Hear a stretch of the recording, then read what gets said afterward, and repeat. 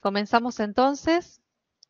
Es un honor y un placer poder darles la bienvenida a estos diálogos académicos internacionales, en este caso, el legado de Santo Tomás de Aquino en la Iglesia. En nombre de la Universidad Católica de Ávila y de la Universidad del Norte Santo Tomás de Aquino, me complace extender nuestra más cordial bienvenida a todos los que están acompañándonos a través de la tecnología desde los diferentes rincones del mundo. Hoy estamos aquí reunidos para celebrar la figura de un hombre que sigue iluminando nuestras mentes y corazones siglos después de su paso por este mundo. Se trata de Santo Tomás de Aquino. En un mundo en constante cambio, en una época de desafíos y oportunidades sin precedentes, es fundamental recordar y celebrar a quienes como Santo Tomás trascendieron las limitaciones de su tiempo para legarnos un legado de sabiduría y verdad. Al finalizar las exposiciones, les recuerdo que se abrirá la posibilidad de hacer algunas preguntas a los disertantes. Comenzaremos escuchando entonces a Luis Carlos Hernández, que va a hablar sobre Santo Tomás en el Magisterio de la Iglesia. Luis Carlos Hernández Herrero es sacerdote de la diócesis de Ávila, realizó sus estudios eclesiásticos en el Seminario de Toledo, obteniendo la licenciatura en estudios eclesiásticos. Además es licenciado y doctor en Derecho Canónico por la Universidad Pontificia de Salamanca, con una tesis sobre la potestad de jurisdicción de los obispos auxiliares desde el Concilio Vaticano II, publicada con el título La colaboración de los obispos auxiliares en el gobierno pastoral de la diócesis. Actualmente es capellán y profesor de la Universidad Católica de Ávila, Santa Teresa de Jesús, y miembro de la cátedra de John Henry Newman. En la diócesis de Ávila es juez del Tribunal Eclesiástico, delegado episcopal de Cofradías, Religiosidad Popular y conciliario de la Junta de Semana Santa, director de la Oficina de Protección de Menores y párroco de uno de los pueblos cercanos a Ávila. Escuchamos entonces a Luis Carlos Hernández con su presentación de Santo Tomás en el Magisterio de la Iglesia. Muchas gracias, Nadia, por la presentación. Y el tema que me voy a encargar es de, hemos dicho, Santo Tomás de Aquino en el Magisterio de la Iglesia.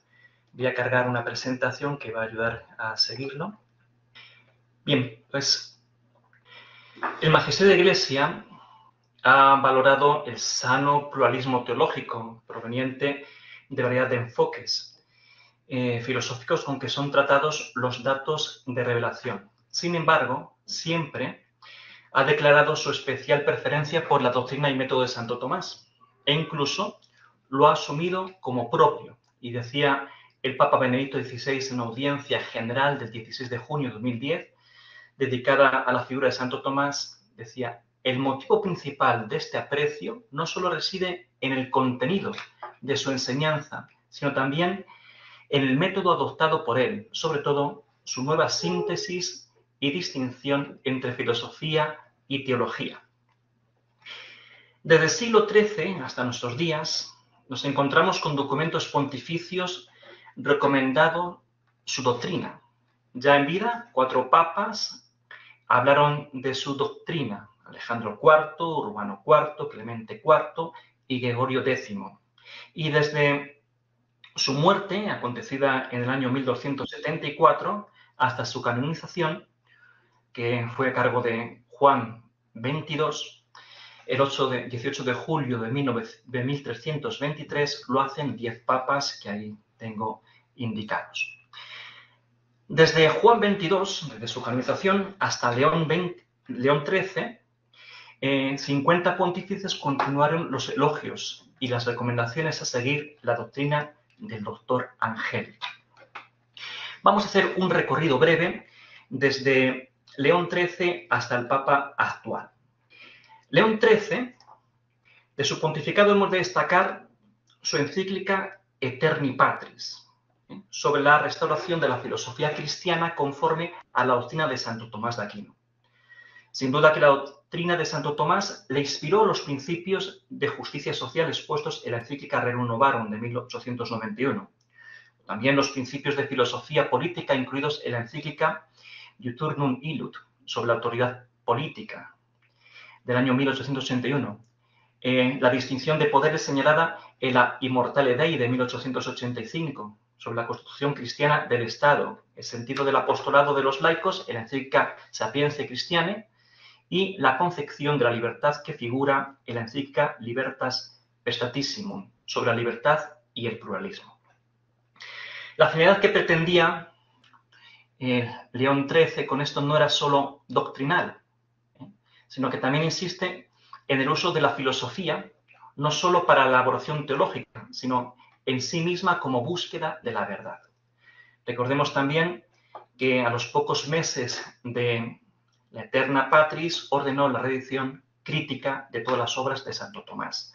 Todo esto se da en un contexto del siglo XIX donde se cuestionaba la compatibilidad entre razón y fe, y León XIII propone a Santo Tomás como guía en el diálogo entre la razón y la fe.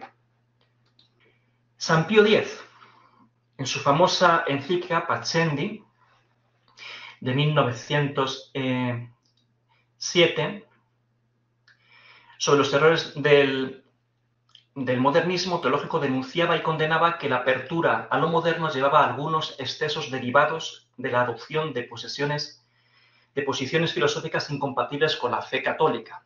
El remedio lo expone en el documento dirigido a los obispos Sacrorum Antistidum de 1910, donde subraya textualmente: procuren todos los que enseñan filosofía en centros católicos de todo el mundo no separarse nunca del camino y de la doctrina de Santo Tomás.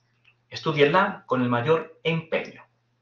Y en 1914 publicó el Motu Proprio Doctoris Angelici, en la que aclaraba: si alguna vez ha sido aprobada o alabada la doctrina de cualquier autor o santo, por nos o por nuestros predecesores, y si además de la alabanza esa doctrina se ha aconsejado difundirla o sostenerla, se entenderá fácilmente que en tanto se la ha recomendado, en cuanto está tal del todo conforme o en nada se oponía a los principios del aquinense. Al final de su pontificado, la Sagrada Congregación de Estudios publicó algunas tesis de la doctrina de Santo Tomás que han de ser tenidas en cuenta por los profesores de filosofía. En total, 24 tesis. Benedicto XV, tras aclarar que nunca se prohibió seguir otra escuela, sí que asentó que la Iglesia no solo recomendó el tomismo, sino que hizo, dice textualmente, de la doctrina de Santo Tomás la suya propia. Esto quedó confirmado en el primer código del derecho canónico, promulgado en 1917, estableciendo que los profesores de filosofía y de teología enseñen, según dice el canon 1366, parágrafo 2 de dicho código, ateniéndose por completo al método, al sistema y los principios del angélico doctor y siguiéndolos con toda fidelidad. Pío XI, que era un reconocido tomista, dedicó una encíclica a Santo Tomás con motivo del centenario de su canonización en 1923, titulada Studiorum Ducem, donde vuelve a pedir que en todas las facultades eclesiásticas de teología y filosofía se explique la síntesis doctrinal de Santo Tomás y que según ella se juzguen los demás sistemas filosóficos. Pío XII, advirtiendo el avance del materialismo, del evolucionismo absoluto, del existencialismo negador de las esencias, del inmanentismo y del relativismo dogmático, publica la encíclica Humane Generis de 1950 sobre las falsas opiniones contra los fundamentos de la doctrina católica. Y lo hace, y como antídoto de estas doctrinas, vuelve a recordar lo que pide la Iglesia: seguir a Santo Tomás. Y dice así en el número 26 de la encíclica Humani Generis: por ello, es muy deplorable que hoy en día algunos desprecien una filosofía que la Iglesia ha aceptado y aprobado y que imprudentemente la apelliden anticuada por su forma irracionalística, así dicen, por el progreso psicológico.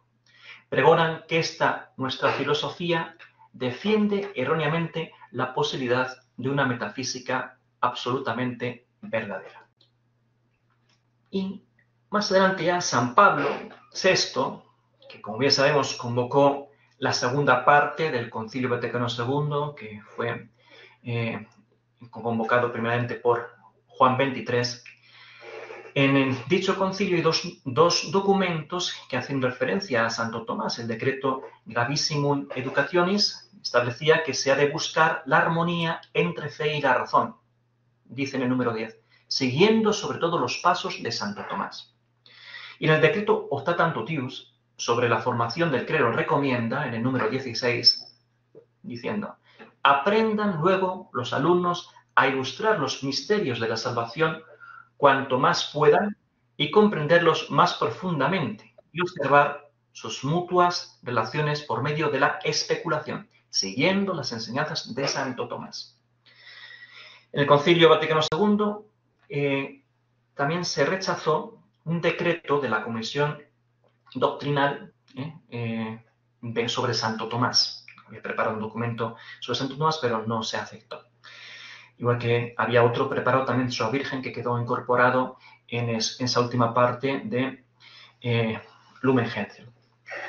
Y con motivo del 7º centenario de la muerte de Santo Tomás, Pablo VI tenía una encíclica preparada sobre Santo Tomás, pero aconsejado de no publicarla, la convirtió en una carta dirigida al general de la Orden de Predicadores con el título Lumen Ecclesiae, el 10 de noviembre de 1974. En ella aclara que la Iglesia ha preferido, entre otras, la doctrina de Santo Tomás, proclamando que es la suya propia, no entendiendo con esto que no sea lícito adherir a otras escuelas que tienen derecho de ciudadanía en la Iglesia, y la favorece debido a su experiencia de siglos. San Juan Pablo II, recordemos que fue uno de los fundadores de la Sociedad Internacional Santo Tomás de Aquino, que fue fruto del Congreso Internacional que se organizó, que hemos mencionado antes, en el año 1974 con motivo del 7º centenario de su muerte, en el que participó activamente 4 años antes de ser elegido Papa. Fue el congreso más numeroso que se había dado, 2.500 participantes, teólogos, filósofos. Y en el 9º Congreso Tomista Internacional de 1990 proclamó a Santo Tomás Doctor Humanitatis, recordando la perenne validez de su doctrina sobre el hombre. En 1991, en el 3er Congreso de la Sociedad Internacional Tomás de Aquino, volvió a insistir en la importancia de la doctrina tomista para el mundo contemporáneo, sobre todo en el campo ético. Y el Papa San Juan Pablo II, en la encíclica Veritatis Splendor, le cita 20 veces. Y en la encíclica Fides et Ratio, de 1998, el Papa San Juan Pablo II recordó que la Iglesia, dice en el número 43, ha propuesto siempre a Santo Tomás como maestro de pensamiento y modelo del modo correcto de hacer teología. En resumen, podemos decir que San Juan Pablo II tenía una alta estima a Santo Tomás de Aquino, igual que sus antecesores, y su pensamiento, y promovió su legado filosófico-teológico como una herramienta valiosa para la comprensión y la defensa de la fe cristiana en el mundo contemporáneo. Durante el pontificado de Juan Pablo II se promulgó el nuevo Código del Derecho Canónico en el año 1983 y con relación a la formación de los candidatos al sacerdocio, dice en el canon 252, párrafo 3. Ha de haber clases de teología dogmática fundadas siempre en la palabra de Dios escrita, está refiriendo a la formación de los futuros sacerdotes, juntamente con la Sagrada Tradición, con las que los alumnos conozcan de modo más profundo los misterios de salvación, y dice, teniendo principalmente como maestro a Santo Tomás. Y también en este pontificado de San Juan Pablo II se promulgó el Catecismo de la Iglesia Católica, y después de San Agustín, entre los escritores eclesiásticos mencionados en el Catecismo, Santo Tomás es citado más que ningún otro, explícitamente 61 veces. 61 veces está citado explícitamente Santo Tomás, 48 de las cuales son de la Suma Teológica. Y Benedicto XVI también tenía un profundo respeto y admiración por Santo Tomás de Aquino, al igual que su predecesor, San Juan Pablo II. Benedicto XVI es conocido por su profundo conocimiento de teología y de la filosofía y a menudo hacía referencia a la obra y el pensamiento de Santo Tomás de Aquino en sus discursos y escritos. Y entre ellos podemos destacar la importancia de Santo Tomás de Aquino como un pensador que buscó armonizar la fe y la razón. Y en su discurso ante la Universidad de Ratisbona en el año 2006, el Papa Benedicto XVI utilizó el pensamiento de Santo Tomás de Aquino como base para discutir la relación entre la fe cristiana y la razón en el contexto del diálogo interreligioso. Y también tiene 3 audiencias generales dedicadas totalmente a la figura de Santo Tomás de Aquino en junio del 2010.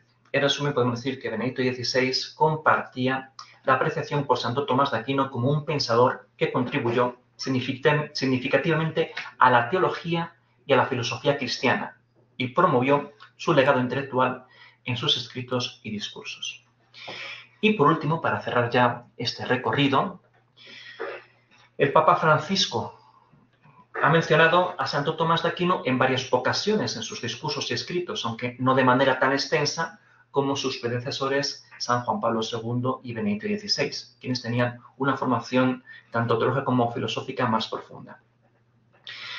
Pero el Papa Francisco ha destacado la importancia de Santo Tomás de Aquino como un gran teólogo y filósofo de la Iglesia Católica. Y, por ejemplo, en su situación apostólica Evangelii Gaudium, en 2013, menciona brevemente a Santo Tomás en el contexto de la tradición de la Iglesia y la importancia de la reflexión teológica. Con lo cual, ante este recorrido, podemos concluir que la perenidad de la doctrina de Santo Tomás de Aquino y es un sistema teológico y filosófico que la Iglesia ha hecho propio. Pues hasta aquí mi ponencia. Muchas gracias por su atención. Muchas gracias, Luis Carlos Hernández, que disertó acerca de Santo Tomás en el Magisterio de la Iglesia.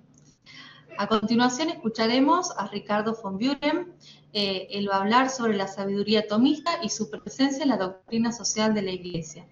Ricardo von Buren es católico argentino, abogado por la Universidad Nacional de Tucumán, magíster en ética social a la luz de la doctrina social de la Iglesia por la Universidad Popular Autónoma del Estado de Puebla, en México.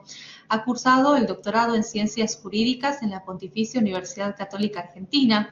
Es miembro de la Sociedad Internacional Tomás de Aquino, de la Red Latinoamericana Cardenal Bantuán y académico correspondiente a la Academia del Plata. En la Universidad del Norte Santo Tomás de Aquino es el decano de la Facultad de Ciencias Jurídicas, Políticas y Sociales y director del Instituto Enrique Yo para el estudio y la difusión de la doctrina social de la Iglesia, desde el cual coordina las jornadas sociales que se organizan todos los años desde el 2012 y está a cargo del proyecto de investigación El mensaje social del Evangelio en el Catecismo de la Iglesia Católica. También en la UNSTA es profesor de Teoría del Estado y Derecho Político, de Filosofía del Derecho y de Doctrina Social de la Iglesia.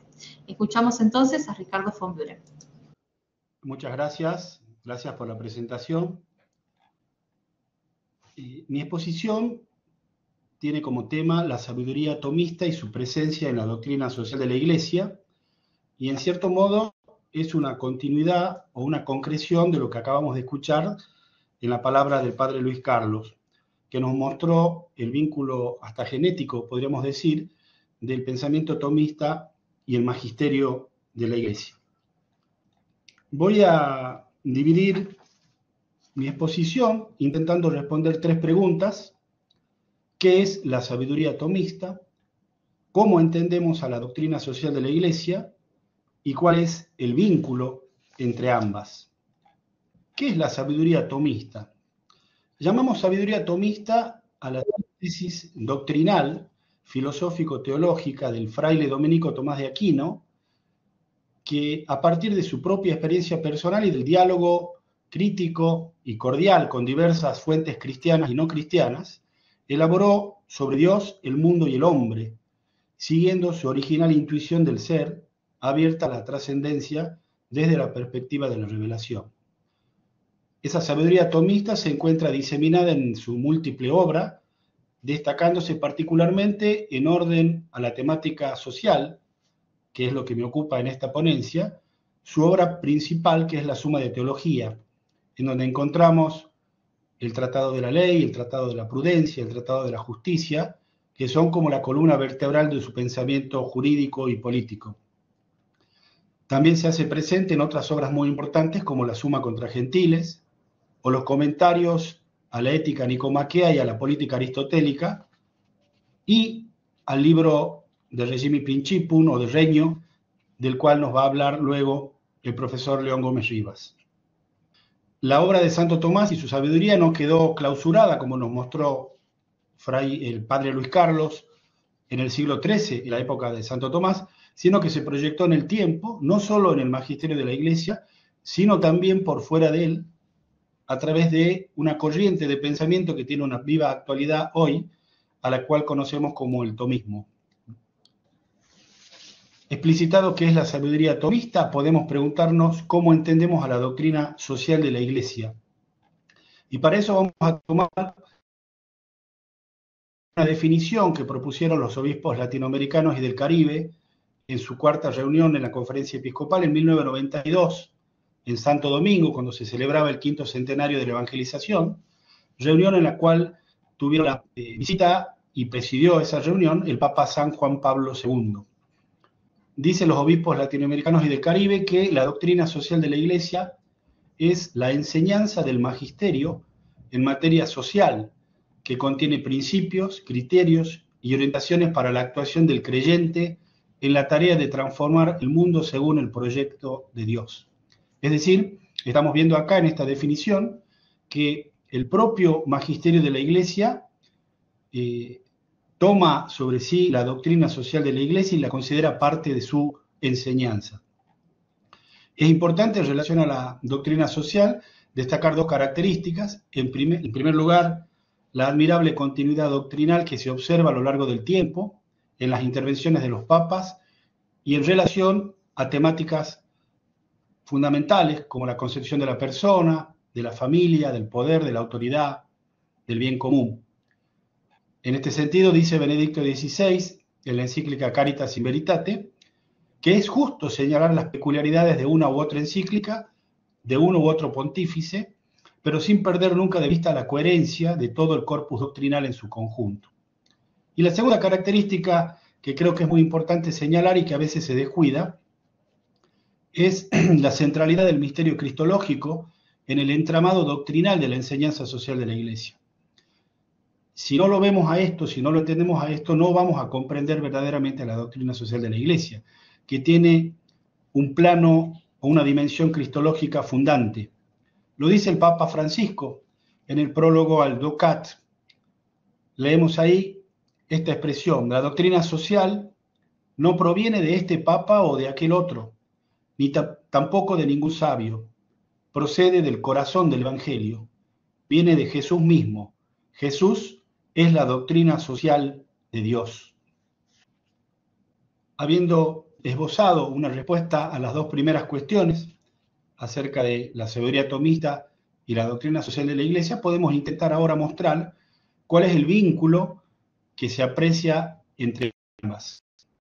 Lo podemos hacer recurriendo a tres vías, lo que llamamos una vía directa, una vía indirecta y una vía implícita, que está presente en todos los documentos de la doctrina social de la Iglesia, es decir, en particular la enseñanza del Papa actual, el Papa Francisco, para mostrar este vínculo en su enseñanza social. ¿A qué llamamos vía directa de la relación entre la sabiduría tomista y la doctrina social de la Iglesia? La vía directa se aprecia cuando en un texto de una encíclica o de una exhortación elaborada por algún papa se observan transcripciones literales expresas de pasajes de las obras de Santo Tomás de Aquino. Por ejemplo, en Fratelli Tutti, en el número 86, nota 181, el Papa Francisco nos dice que la doctrina moral católica siguiendo la enseñanza de Santo Tomás de Aquino, distingue el acto ilícito y el acto imperado, y remite al Aquinate en su Suma de Teología. La vía directa aparece cuando ya no son textos que se citan expresamente, pasajes explícitos, sino remisiones. Se manda a confrontar a los textos del Aquinate. Por ejemplo, lo manifestó a esto el Papa Francisco en su discurso al 11º Congreso Internacional Tomista en Roma el año pasado, hace un año, el 22 de octubre del año 22.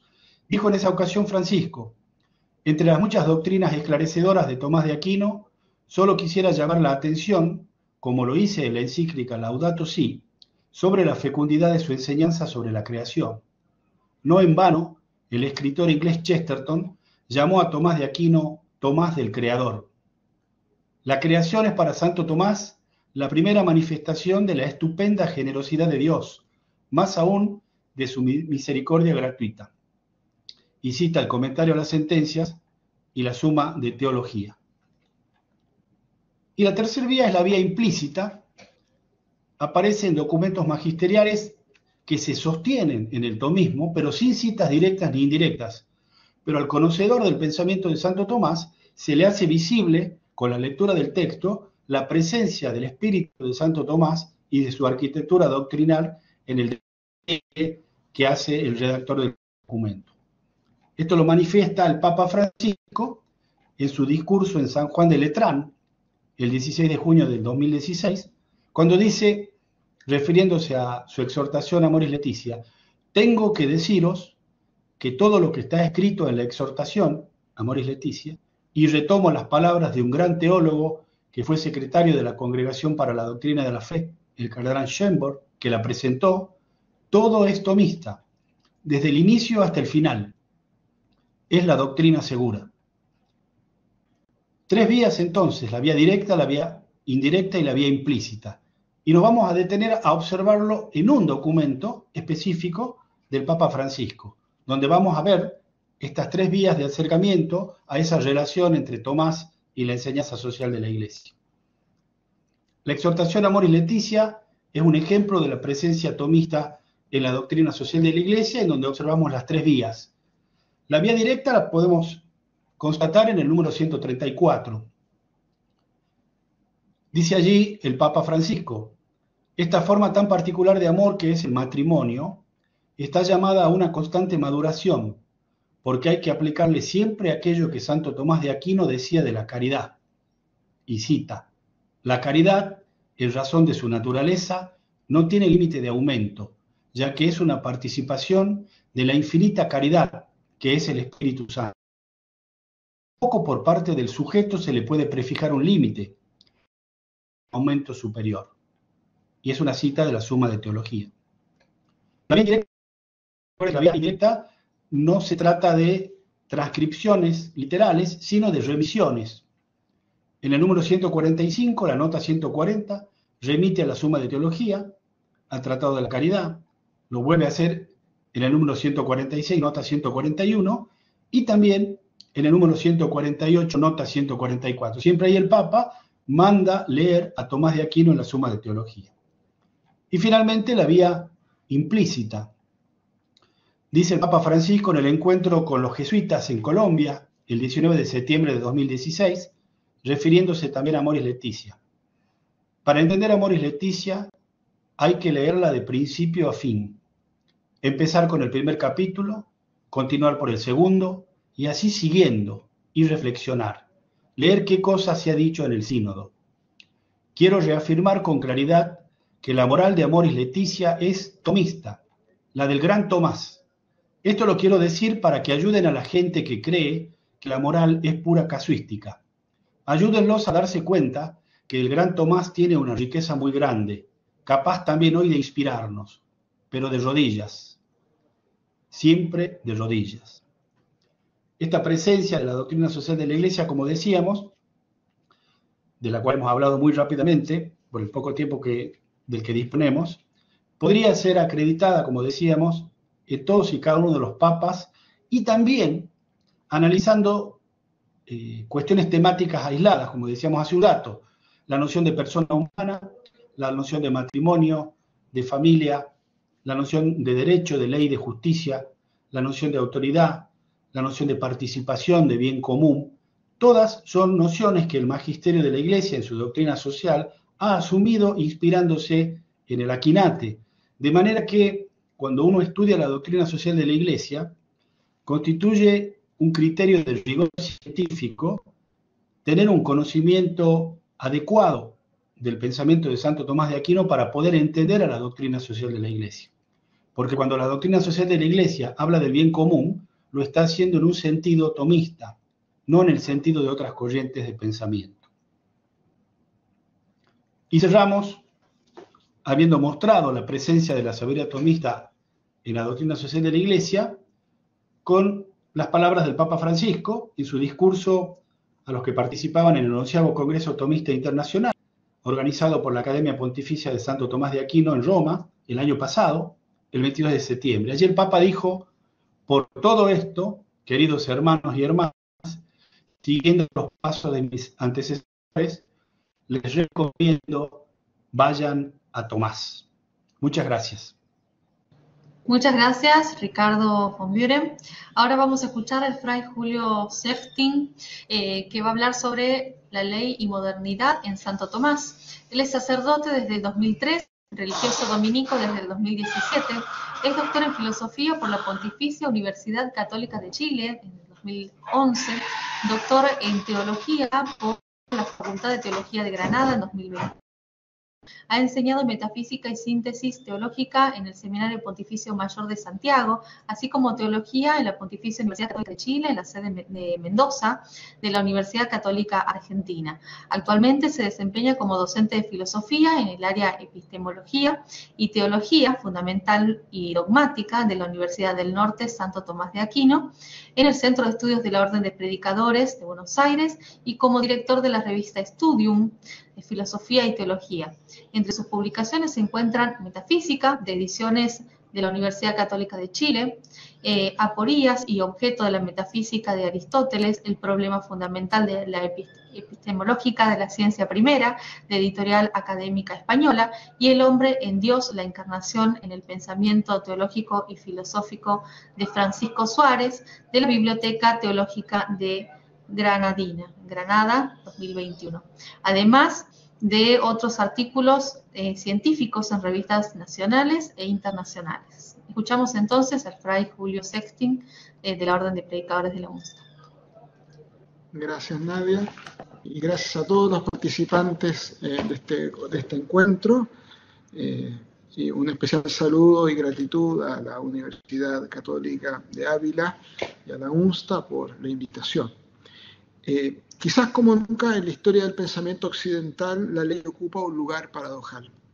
Por una parte aparece como una función prevalente del poder y por otra, en reacción a esta misma pretensión, surge un rechazo a la autoridad, generándose una tensión entre el derecho subjetivo y el precepto, entre lo debido y la obligación. Nuestra sociedad, que ha matado al Padre y declarado la muerte de Dios como gobernador y legislador, sufre de una crisis de filiación, adolece de ausencia de autoridad, racionalidad y de sentido. En este contexto, la doctrina de la ley de Santo Tomás de Aquino, considerada en su integralidad jurídica, filosófica y teológica, nos muestra un camino, el camino de una nueva filiación. El voluntarismo jurídico que impera es expresión de una racionalidad práctica emancipada, por una parte, de la racionalidad divina y cósmica y por otra, del efecto de tal emancipación, la voluntad erigida como último fundamento y criterio de la moralidad. Este es el proyecto de la Ilustración y de la modernidad ilustrada. Se identifica la igualdad universal, la libertad incondicional y la fraternidad con la racionalidad. Entonces estos rasgos de carácter moral se transforman en la realidad que debe ser construida, y uno de los instrumentos fundamentales de tal construcción es la ley. En el seno mismo de la modernidad ha surgido en paralelo una repulsa al universalismo idealista normativo que describimos. Los representantes más lúcidos de esta repulsa son Nietzsche, Marx y Freud. Frente al idealismo moral de carácter espiritual, Nietzsche propone el vitalismo heroico e individual del superhombre que está más allá del bien y del mal. El proceso de síntesis del Estado es clarísimo en la dialéctica histórica de Marx, y solo señalaremos su deriva en el darwinismo materialista, social y jurídico. El panorama puede completarse con la identificación realizada por Freud entre normatividad y por lo tanto legalidad con el superyo, una estructura sociológica opresiva y neurotizante y al mismo tiempo esencialmente constitutiva del yo. En este contexto, la teoría de la ley de Tomás de Aquino, que está en la primera parte de la segunda, entre las cuestiones 90 y 107, puede y debe ayudarnos a criticar el contexto moderno de la teoría de la ley y a plantear nuevos horizontes de comprensión del precepto. Así, la teoría de la ley tomasiana se sitúa frente a la triple determinación de la Ilustración, igualdad, libertad y fraternidad, como una teoría de la ley personal, de la causalidad responsable y de la filiación. Primer punto, entonces, una teoría de la ley basada en la identidad personal. Frente al primer precepto moderno de la igualdad social, la teoría de la ley de Tomás de Aquino se basa en la identidad personal. La identidad implica el reconocimiento del yo del ser humano. La teoría de la ley de Tomás de Aquino es una teoría de ley personal desde su primer fundamento, la ley eterna. Este es el fundamento teológico y metafísico de toda la teoría de la normatividad moral tomasiana, y la forma primera de tal normatividad es la Trinidad, tres personas distintas realmente en una misma naturaleza. Tomás propone una teoría de la ley en la cual todo precepto es un efecto más inmediato, menos, más directo o menos, de la personalidad divina y por tanto de la identidad trinitaria. La esencia de la ley, en su razón formal, implica el imperio de quien gobierna en persona de la comunidad. La ley es una realidad personal, regula relaciones entre personas, es dada por personas y recibida por ellas. Su fin es dirigir los actos voluntarios personales en la armonía universal de un orden querido por Dios para toda la creación, el bien común universal. La teoría del ser que fundamenta la teoría de la ley es una metafísica de la analogía, es decir, en la participación de la criatura en el ser mismo del Creador, salvando entre ellos la mayor desemejanza en la semejanza que tal participación realiza. El orden del hacer, el orden moral, el orden jurídico y legal sigue al orden del ser. El principal efecto de este arraigo en el ser es la soberanía, que tiene su correlato ético en la virtud de la piedad, el amor a los padres y a la sangre y a la patria, el suelo nutricio en la cual surge la comunidad familiar. Dado que la ley es una disposición ordenada al hacer, posee una estructura del ser.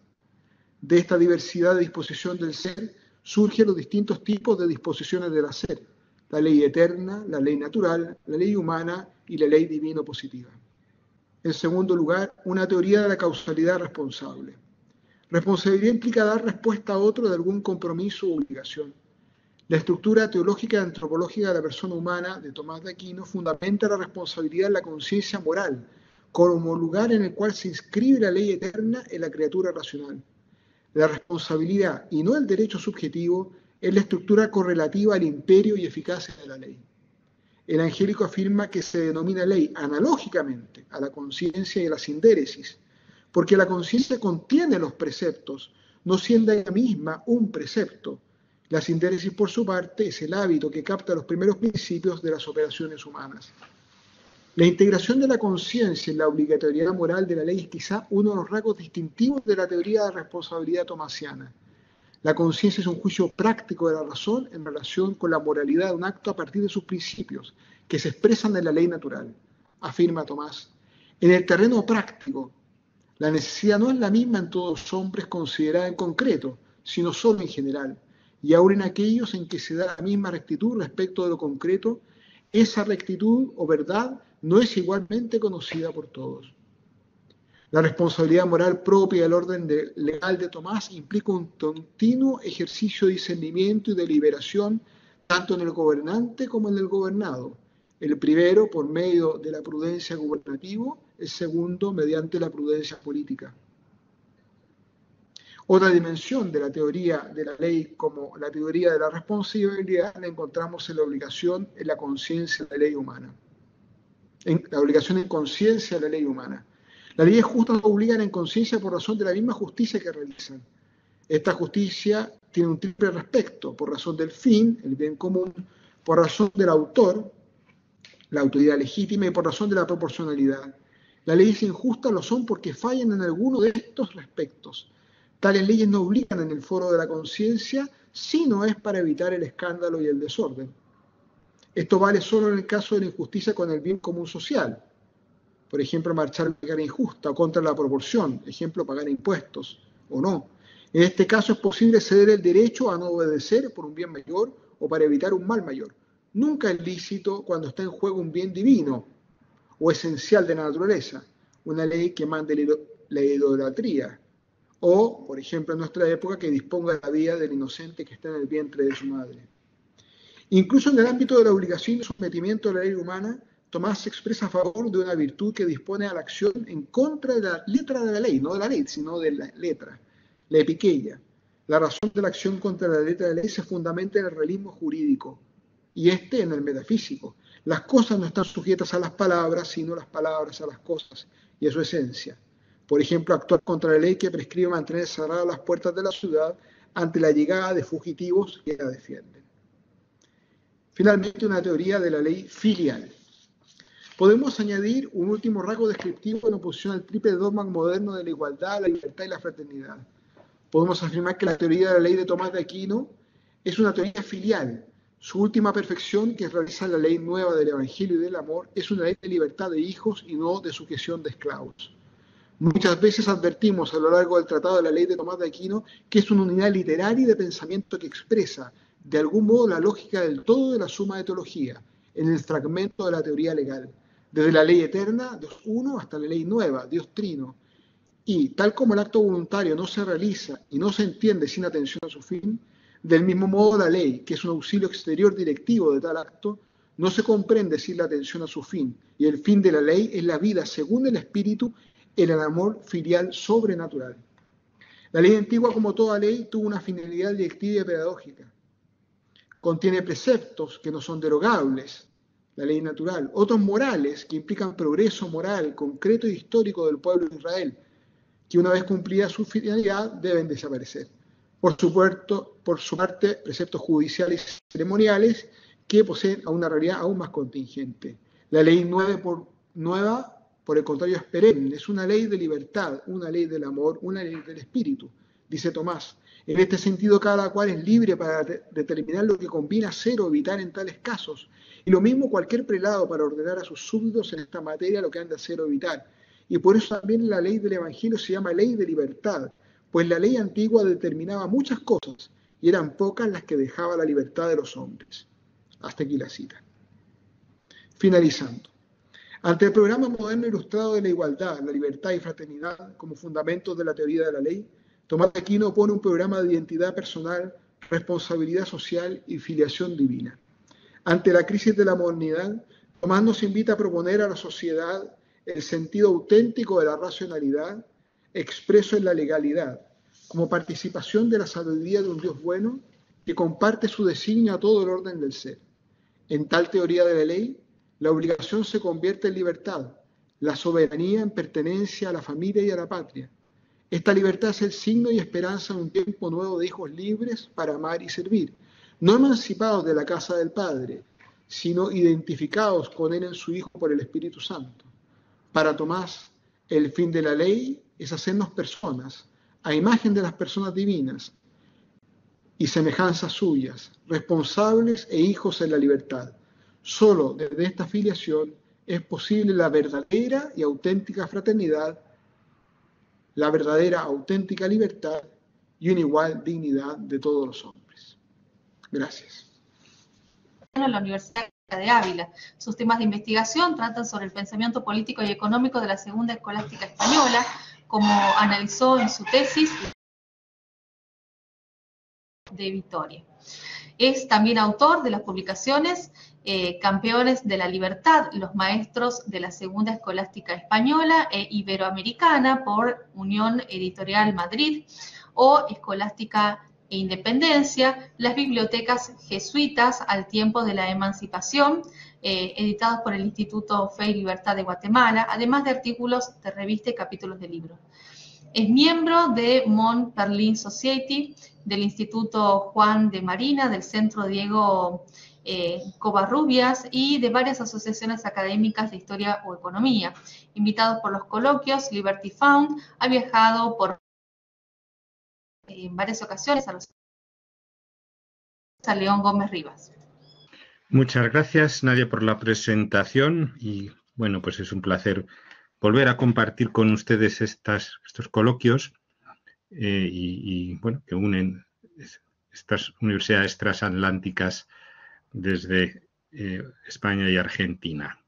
Pues les voy a conversar, ya por usar esta expresión, cómo ha surgido mi interés por el libro de Regimine Principum de Tomás de Aquino, a partir de un trabajo que estoy haciendo sobre el sacerdote, el doctor de la Iglesia jesuita, San Roberto Bellarmino, un pequeño librito que se llama el De Officio Principis Christiani, los deberes del príncipe cristiano, que es un libro ya del siglo XVII, pero que recoge toda una tradición que se iría hasta la edad antigua, hasta los textos griegos, con también una influencia árabe posterior y también romana, que es lo que en lenguaje español ya hablábamos de los libros espejos o los libros para la educación del príncipe.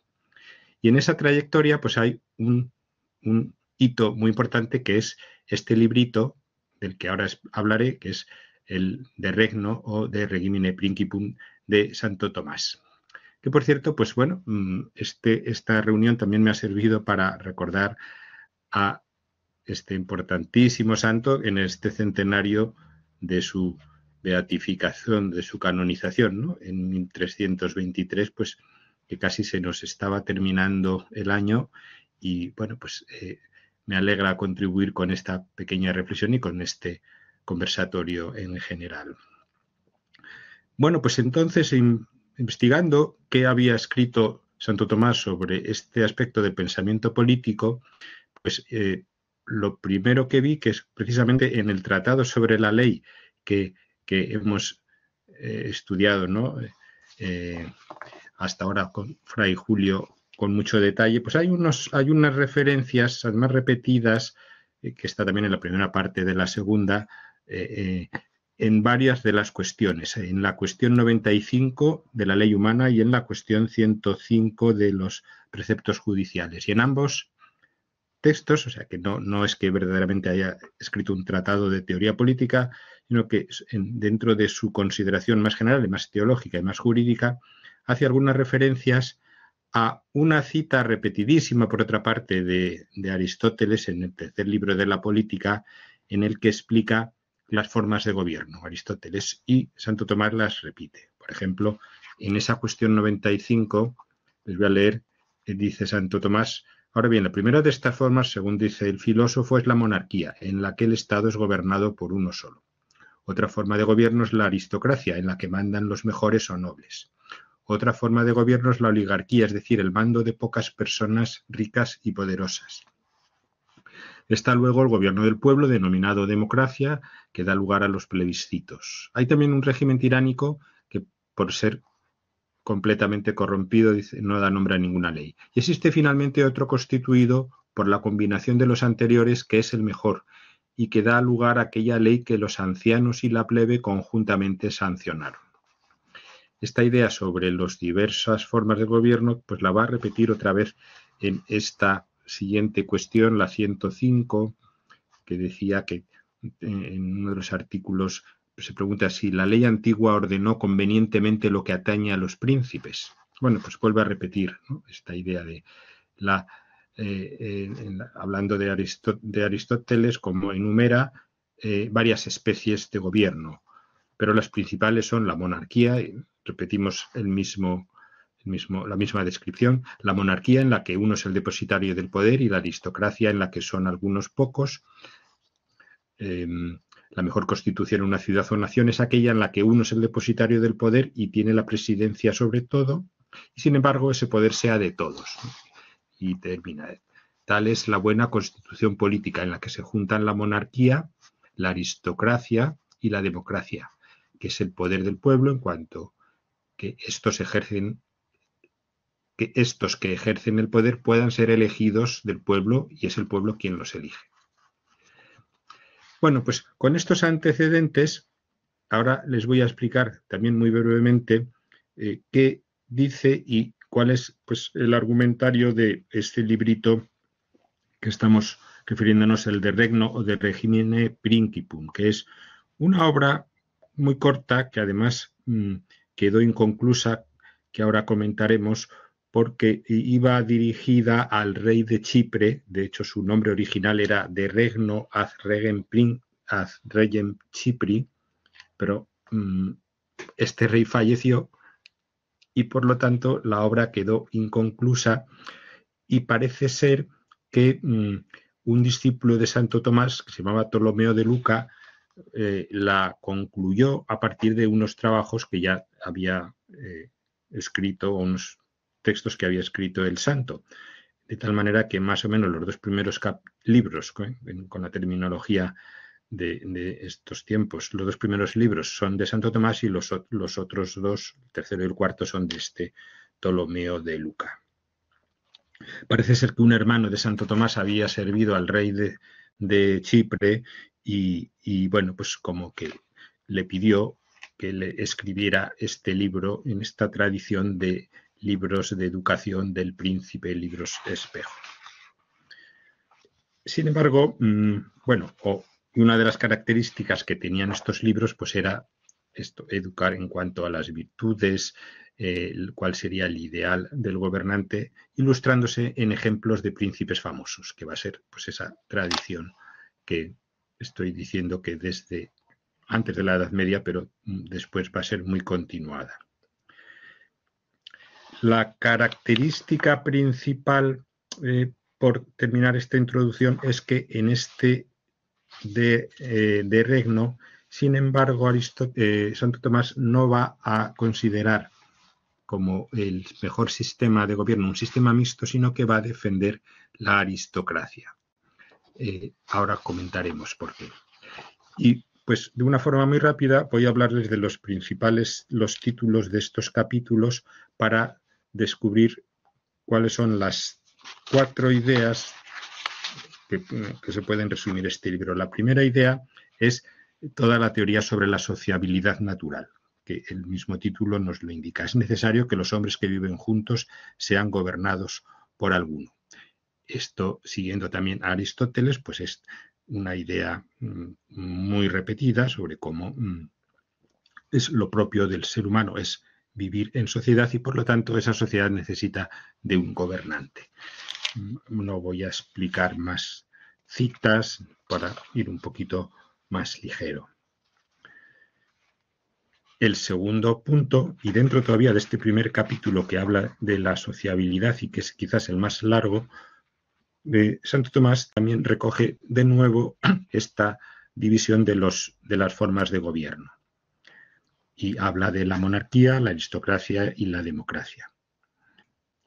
Pero a diferencia, como digo, de lo expuesto en la suma, parece decantarse mejor por la monarquía como el mejor sistema, debido probablemente a las revueltas que en aquel momento debieron ocurrir en la isla de Chipre y que quizás pensó que era conveniente reforzar esa autoridad regia.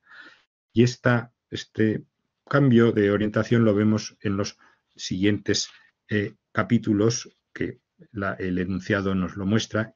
Es más útil a los hombres que viven juntos ser gobernados por uno que por muchos. El capítulo 3 dice: así como el gobierno de uno es mejor siendo justo, no siéndolo es el peor, y pruébase con muchas razones. Efectivamente, tiene cuidado en decir que lo mejor es la monarquía, pero la corrupción de lo mejor, la tiranía, es lo peor, ¿no? Pone, de hecho, un ejemplo de cómo la historia de Roma devino en un poder tiránico. Y termina con 2 capítulos. Dice que el gobierno de muchos suele suceder más veces la tiranía, por lo cual es mejor el gobierno de uno.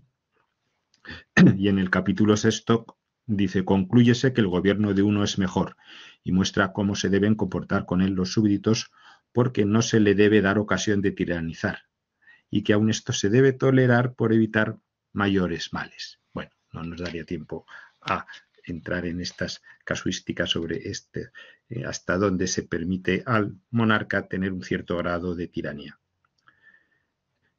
Siguiendo con los otros, o completando este libro primero y el segundo libro, hay dos ideas más generales que quiero compartir muy brevemente, que es cuáles son las obligaciones del monarca con sus súbditos. Habla de las recompensas materiales que pueda recibir o espirituales, habla de cuáles tienen que ser las virtudes de ese príncipe cristiano, como su responsabilidad mayor es conseguir la felicidad eterna para cada ciudadano, y aquí dice que debe contar con la ayuda de la Iglesia. Esta idea del objetivo principal del gobernante es la salvación. También dará lugar para todo un debate sobre cuál es la potestad directa o indirecta de la Iglesia y cuál es la potestad espiritual de los reyes.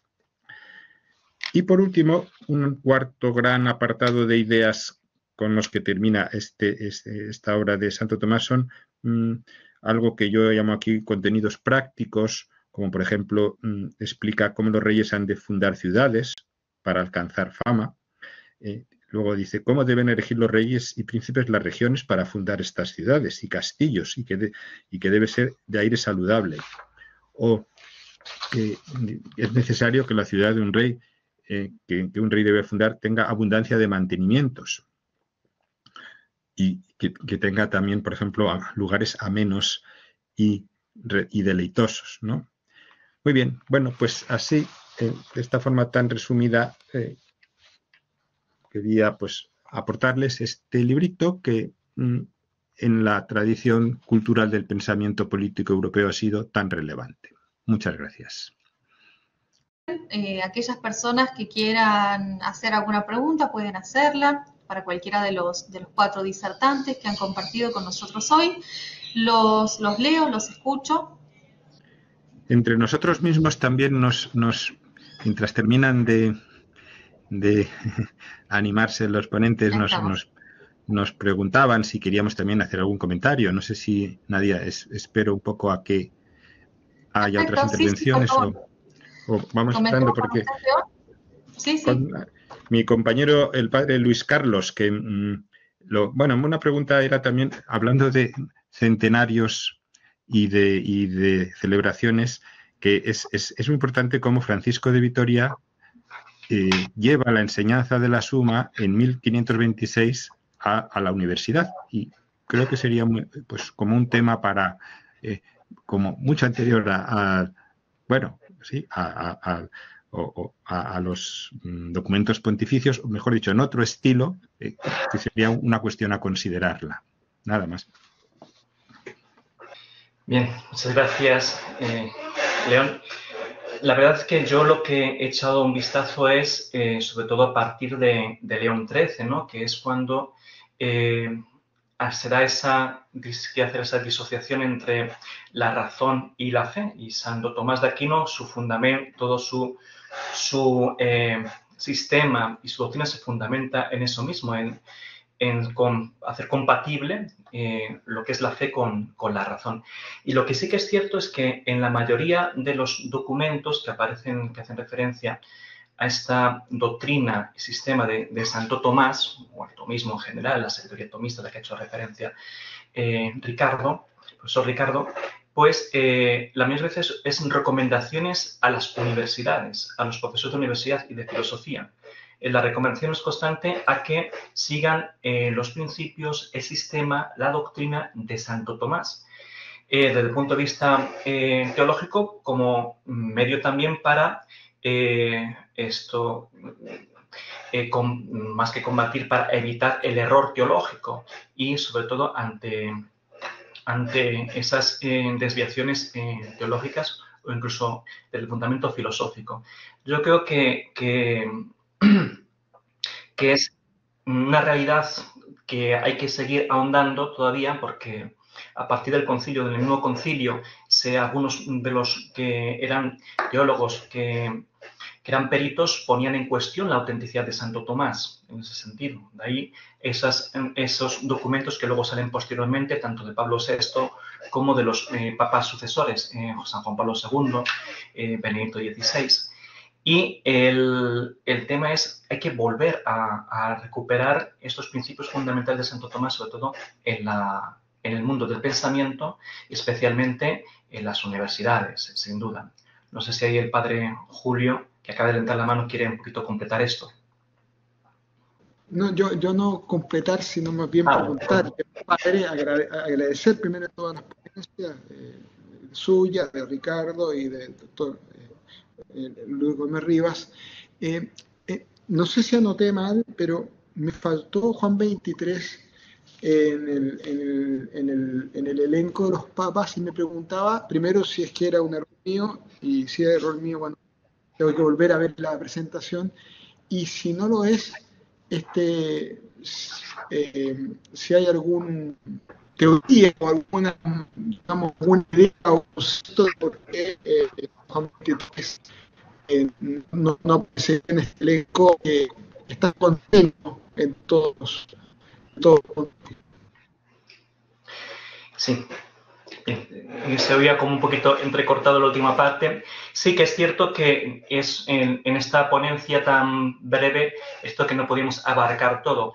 He ido a lo que es más principal en el sentido de haciendo ver que como la Iglesia a lo largo de la historia, lo que he ido es asumiendo como propia el sistema, la doctrina de Santo Tomás. Más que la línea de presentación que he hecho esta vez, más que decir qué es lo que la doctrina de Santo Tomás se ha ido insertando en el magisterio o lo que ha dicho sobre Santo Tomás, sobre todo es cómo a lo largo del magisterio de la Iglesia, de forma continuada, no es simplemente el reconocer la doctrina y el sistema de Santo Tomás, sino que hacerla propia. La Iglesia la hace propia en ese sentido. E incluso valora las demás aportaciones filosóficas y tal en comparación con Santo Tomás, como dicen algunos de los documentos. Por eso ahí, sobre todo cuando Juan 23 no me centro porque tampoco no he andado tampoco mucho, no es un trabajo que hacía de mi especialidad, pero ahí ya me he centrado sobre todo en el Concilio Vaticano II, que lo convoca Juan 23, y ahí sobre todo con Pablo VI, que convoca la segunda parte del Concilio Vaticano II, ahí aparece sobre todo esto específicamente que estoy aquí resaltando, que es el que se tenga como propia la doctrina y la filosofía de Santo Tomás de Aquino, que es lo peculiar en ese sentido de lo que es Santo Tomás en el magisterio de la Iglesia. Que luego ahí, sin duda, como he hecho una referencia ahí a León XIII, en todos sus documentos de distintas temáticas, tanto la política como el tema de la doctrina social de la Iglesia, que ahí ha expuesto el profesor Ricardo, pues también se nutre del pensamiento de Santo Tomás a la hora de exponer los principios fundamentales y desarrollar el magisterio también de la Iglesia. Muchas gracias, padre. Muchísimas gracias. Bueno, acá hay algunas preguntas que están en el chat. Una de ellas, ya hablando también sobre los papas, es de Leonardo Núñez, que nos dice cuál sería el concepto de bien común en el pensamiento de Santo Tomás y en la doctrina social de la Iglesia. No sé si pueden hacer algún tipo de conceptualización. ¿Cuál de los disertantes quiere hacerla? Yo puedo contestar si quieren. ¿Sí? Bien, y es muy interesante la pregunta y está en línea de lo que hemos venido conversando, tanto lo que afirmó Luis Carlos como lo que hice yo en la exposición. La noción misma de bien común es una noción tomista. Y si bien Santo Tomás se inspira en otros autores como Aristóteles, decía que debemos distinguir el orden temporal del orden eterno, y el bien común en el ámbito temporal es una noción analógica y podemos hablar de bienes comunes de todos los grupos sociales. Hay bienes comunes familiares, bienes comunes universitarios, pero la plenitud se da en el bien común político, que es el bien común de la polis, que sin embargo, a diferencia de lo que planteaban los clásicos antiguos paganos como Aristóteles, es un bien común que no está cerrado en sí mismo, sino que tiene que abrirse a la trascendencia, porque el fin último es Dios. El bien común político, en el ámbito temporal, implica la plenitud de toda la sociedad. Por eso se habla en la doctrina tomista y también en la doctrina social de la primacía del bien común respecto de los bienes particulares. Y cierro la intervención con una aproximación a una definición que propone un autor argentino que es tomista y especialista en la doctrina social, que es Carlos Alberto Saccheri, que nos dice que el bien común político es la feliz convivencia en la posesión de los bienes humanos esenciales, la paz, la virtud, la justicia. Muchas gracias, Ricardo. Levanta la mano el Fray Julio. Fray Julio, lo escuchamos. Un aporte en este tema tan importante. Se ha suscitado cierta controversia dentro de los mismos autores que siguen a Santo Tomás respecto de si el bien común es un conjunto de condiciones, como aparece en los documentos de la doctrina social de la Iglesia, un conjunto de condiciones que hacen posible esta vida más justa, más plena, más humana, es decir, como un derecho, no un derecho, pero paralelo, análogo al derecho, digamos, progresivo, es decir, estos que van aumentando, o tiene razón de fin, es decir, como un término, como un acabado. Y esa controversia creo que encuentra mucha luz en lo que ha dicho el doctor von Buren en la definición de Carlos Saccheri. ¿Ah?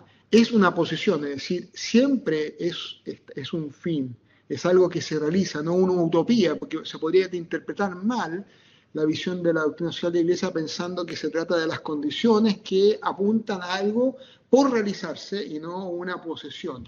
Ahora, esa posesión es dinámica, es histórica, es escatológica y por tanto está llamada al bien común universal que es para los hombres la bienaventuranza eterna, ¿ah? Y el fin de toda la creación. Pero también es admisible la perspectiva de la doctrina social de la Iglesia de denominarla conjunto de condiciones, en tanto cuanto esas condiciones, como señala Saccheri, impliquen ya cierta posición y no pura posibilidad. Ese es el aporte. Muchas gracias, Fray Julio Sextin. Está levantando la mano el doctor von Buren para agregar algo, seguramente. Compartir también una idea en función de lo que dice Fray Julio. La doctrina social de la Iglesia, en algunos textos, habla del bien común utilizando esa expresión, condiciones. Lo hace Pío XII, por ejemplo, y otros textos posteriores, pero también hay textos de la doctrina social de la Iglesia donde se habla del bien común como fin. Ocurre acá que hay una distinción metafísica que a veces no se tiene en cuenta, un poco por lo que decíamos en la ponencia, de que hay que conocer el pensamiento de Santo Tomás para entender el magisterio social de la Iglesia. Y en metafísica tomista se distinguen varios fines. Uno es el fin objetivo, otro es el fin formal y otro es el fin subjetivo. Y hay un fin último, que es Dios. El fin objetivo es el bien común, como lo mencionábamos, y el fin subjetivo hace referencia a aquello o a aquella persona que se beneficia con la acción de la gente. Entonces, las dos definiciones son correctas dependiendo de la perspectiva formal de conceptualización. Si estamos hablando desde el fin objetivo o si estamos hablando desde el fin subjetivo. Eso era el aporte nada más. Muchísimas gracias, doctor von Buren. Fiorella nos pregunta si se podría explicar el apartado de la caridad en el matrimonio. ¿Alguno de los disertantes quisiera hablar sobre este tema? Bueno, voy a decir algo y espero que los demás contribuyan. El Tratado de la Caridad en Santo Tomás es uno de los tratados más, podríamos decir, hermosos de toda la suma y hace a la participación de la vida divina en el ser humano, en nosotros, en la persona humana. Y debe ser entendido esa participación desde un punto de vista sobrenatural, desde la Trinidad, pero también desde la creación. Y la creación, como el mismo Santo Tomás explica, al final en la obra de los 7 días, al final de la primera parte, es la creación del ser humano a su imagen y semejanza, con lo cual parte la primera parte de la segunda parte diciendo que eso es lo que hace semejante al ser humano con Dios, su libre albedrío y dominio de sí mismo, es decir, su capacidad de amar. El matrimonio, para toda la tradición de la Iglesia y para Santo Tomás también, implica una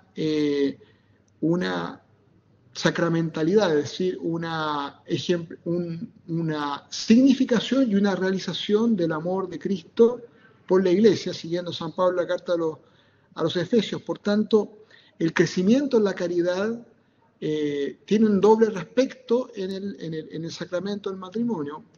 El primer respecto es el crecimiento de la caridad individual, o en la vida de la gracia, de cada uno como persona individual. Y el segundo hace a esa significación sacramental, es decir, la caridad recíproca, el amor conyugal que podríamos llamar. Y como es representativo y significativo y actualizante del amor de Dios por la humanidad, entonces recibe los rasgos de indisolubilidad, aparte de la natural, perfectivamente, de unidad, porque representan el amor siempre fiel de Dios y esa benevolencia que se hace don de sí mismo, de Dios uno y trino en el Espíritu. Esta doctrina se tiene que de alguna manera reconstruir en la suma de teología, ¿no? Porque hay que tomar distintos lugares de la suma y del pensamiento de suma para advenir podríamos decir, a una teología de la caridad directamente al matrimonio. Pero eso no quiere decir que no tenga una palabra desde su pensamiento teológico sobre el esposo y la esposa desde el punto de vista natural y desde el punto de vista sobrenatural. Bueno, de esta manera entonces queremos agradecerles, tanto en nombre de la Universidad Católica de Ávila como en nombre de la Universidad del Norte Santo Tomás de Aquino, por su presencia en estos diálogos académicos internacionales, el legado de Santo Tomás de Aquino en la Iglesia. Muchas gracias a todos los participantes y particularmente muchas gracias también a todos los disertantes que han compartido con nosotros esta tarde. Gracias a ustedes y un gusto haber pasado este rato y también agradecer a los asistentes. Buenas tardes o buenos días ya. Me uno también a la gratitud de todos, ¿no? A la Universidad de Ávila, a la Universidad de Santo Tomás, a todos los asistentes, Nadia, que ha moderado con tanta gracia, y a todos los expositores. Muchas gracias, un placer estar este rato con vosotros y por vuestra aportación.